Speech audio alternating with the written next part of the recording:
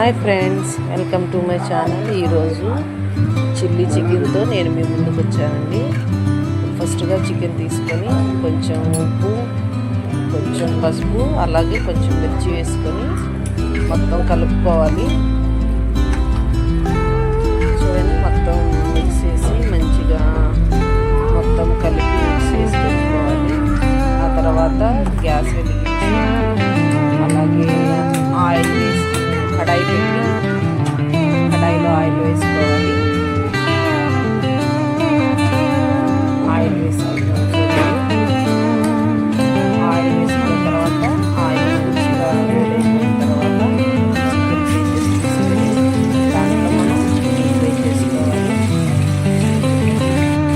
ఫుల్గా ఫ్రై చేసుకోవాలి, కొంచెం లైట్గా ఒక 50-60% అట్లా ఫ్రై చేసుకోవాలి. ఎందుకంటే మళ్ళీ మనం కర్రీ వండేటప్పుడు దానిలో 50% అంతా ఉడికిపోద్ది.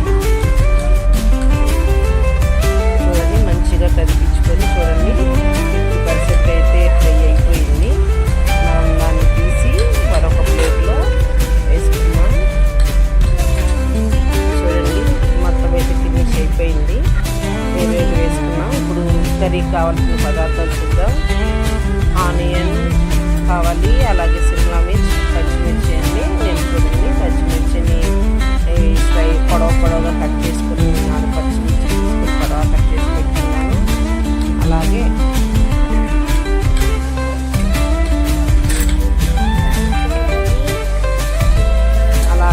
ఆనియన్ కట్ చేసుకుంటాను. చూడండి, ఆనియన్ ఇలాగా 4 పీసెస్ అట్లా కట్ చేసుకోవాలి. చూడండి, నేను ఎలా కట్ చేస్తున్నాను ఆ విధంగా కట్ చేయండి. కట్ చేసి మీరు అట్లా దాన్ని ఒలుచుకొని కూడా పెట్టుకోవచ్చు. అలాగే చూడండి, సిమ్లా మిర్చి ఈ విధంగా కట్ చేసుకోవాలి. దానిలో ఉన్న విత్తనాలు తీసేసి మంచిగా పెద్ద కొంచెం మీడియం సైజు ముక్కలు అట్లా కట్ చేసుకోవాలి.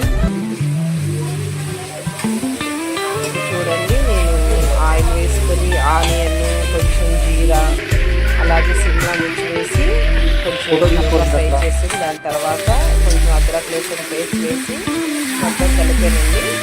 కొంచెం ఉడికిన తర్వాత నేను చికెన్ యాడ్ చేశాను. చికెన్ యాడ్ చేసి మొత్తం కలుపుకోవాలి. ఇదైతే కార్న్ఫ్లోర్ అండి. కార్న్ఫ్లోర్ నేను 2 చెంచాలు కార్న్ఫ్లోర్ అయితే తీసుకున్నాను.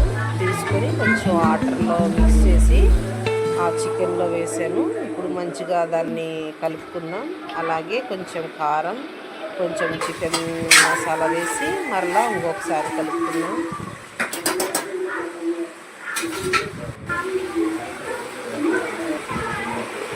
ఇది టమాటా సాస్ అండి. టమాటా సాస్ యాడ్ చేసుకోవాలి. చిల్లీ చికెన్కి టమాటా సాస్, కార్న్ఫ్లోర్ ఉంటేనే చాలా టేస్ట్ అనేది వస్తుందండి. చూడండి, ఆల్మోస్ట్ అయితే అయిపోయింది. తినడానికి చాలా సూపర్గా ఉంది. మా ఛానల్ నచ్చినట్లయితే సబ్స్క్రైబ్ చేసుకోండి. Thank you for the watching. Bye.